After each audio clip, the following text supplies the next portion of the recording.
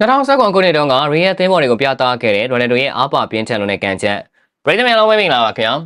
CCI မက်ကွန်ရှီကိုအေဂျင့်မှာကနေပြန်လည်ကြိုလိုက်ပါရင်ခရစ္စတီယာနိုရိုနယ်ဒိုဟာရီယယ်မက်ဒရစ်ကစားသမားဘဝမှာအောင်မြင်ဆုံးအချိန်ကာလတွေကိုဖျက်ဆီးခဲ့သူဖြစ်ပါတယ်ဘာလီဆာဟာမန်ချက်စတာယူနိုက်တက်အသင်းနဲ့တူဥရောပအကောင်းဆုံးကစားမအဖြစ်စတင်မှတ်ကြောက်တင်ခံခဲ့ပြီးဘာလီပြီးမှတော့ကမ္ဘာအကောင်းဆုံးကစားမတစ်ယောက်ဖြစ်လာခဲ့ပါတယ်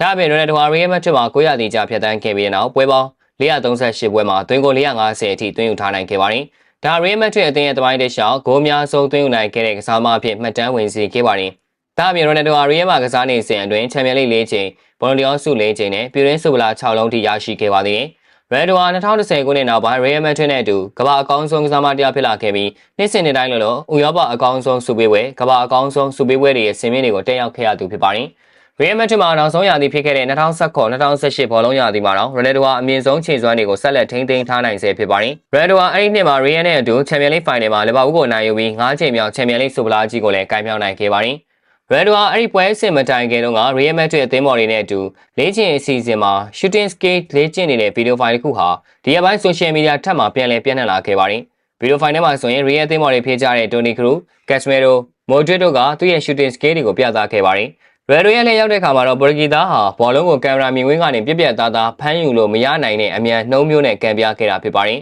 ။ဒီပြစီတန်းကအဲ့ဒါကဘာများထူးခြားသွားလို့လဲလို့မေးလိုက်တဲ့အခါမှာရိုနယ်ဒိုကအလားတူအရှိန်မျိုးနဲ့နောက်တစ်ခေါက်ထပ်ကန်ပြခဲ့ပါတယ်။ဗီဒီယိုဖိုင်ကိုတေချာကြည့်လိုက်မယ်ဆိုရင်ရိုနယ်ဒိုဟာရီယယ်မက်ဒရစ်မှာကစားခဲ့ရတဲ့နောက်ဆုံးရာသီမှာတော့အကောင်းဆုံးစွမ်းဆောင်ရည်တွေကိုပြသနေဆဲဖြစ်ပါတယ်။အဲ့ဒီရာသီတုန်းကရိုနယ်ဒိုရဲ့အသက်က33နှစ်ရှိနေပြီဖြစ်ပါတယ်။ Twitter ပေါ်ကရိုနယ်ဒိုရဲ့ဗီဒီယိုဖိုင်ကို retweet လုပ်တဲ့သူက1300ကျော်ရှိနေပြီး like လုပ်ထားတဲ့သူက1သန်းကျော်ပါတယ်။ social media အထက်မှာပရိသတ်တွေကလည်းဒီဗီဒီယိုကိုကြည့်ပြီးပေါ်တူဂီသားကြီးရဲ့ကန်ချက်ကိုချီးကျူးပြောဆိုနေကြပါတယ်။ပရိသတ်သူက